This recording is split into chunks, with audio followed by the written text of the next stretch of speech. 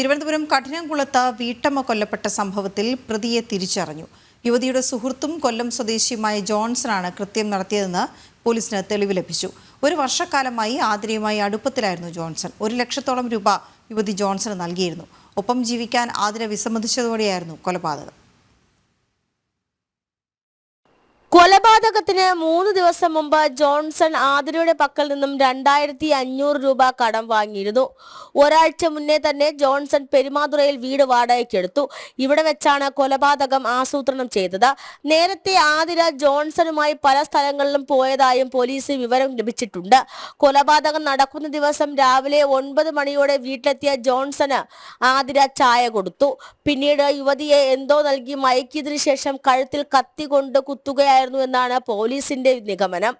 അന്നേ ദിവസം രാവിലെ പ്രതി പെരുമാതുറയിലെ വാടക വീട്ടിൽ നിന്നും കത്തിയുമായി പോകുന്നതിന്റെ തെളിവുകൾ പോലീസിന് ലഭിച്ചിട്ടുണ്ട്.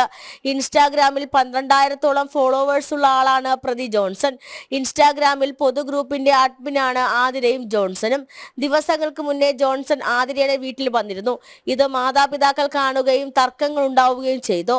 ആതിരയുടെ കൊലപാതകത്തിന് 2 ദിവസം മുന്നേ ജോൺസന്റെ പേരിൽ ഭർത്താവ് രാജീവുമായി വഴക്കുണ്ടായി. ഈ വിവരം പുറത്തറിഞ്ഞാൽ ആത്മഹത്യ ചെയ്യുമെന്ന് ആതിര പറഞ്ഞിരുന്നു. കുഞ്ഞ് സ്കൂളിൽ പോയതിനു ശേഷമാണ് ജോൺസൺ ആതിരയുടെ വീട്ടിലെത്തിയത്. കൊലപാതകത്തിന് ശേഷം ആതിരയുടെ സ്കൂട്ടറുമായി ജോൺസൺ ചിറയൻകീഴ് റെയിൽവേ സ്റ്റേഷനിലേക്ക് പോയി. അവിടെ നിന്നും കടന്നുകളഞ്ഞുവെന്നാണ് പോലീസിന്റെ നിഗമനം. ജനം, തിരുവനന്തപുരം.